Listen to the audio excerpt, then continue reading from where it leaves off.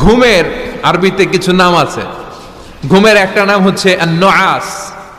নুআস মানে ড্রোজিনেস। বাসে বসে আছেন, বাসও ঝুলে আপনিও ঝুলতেছেন, এরকম হয় না? ঝিমুনি, এটার বলে নুআস। আরেকটা হচ্ছে সামান্য হালকা লাইট স্লিপ, সামান্য ঘুম, এটার বলে পাওয়ার ন্যাপ। হালকা হালকা ঘুম, ঘুমও আসছে, আবার কে যেন কথা বলে ওইটাও শোনা যায়, এরকম ঘুম আসছে না নাই? এটার বলে সিনা। আরবিতে এটার কি কয়? সিনা। আরেকটা হচ্ছে ভালো ঘুম, এটার বলে নাউম। এটার কি বলে?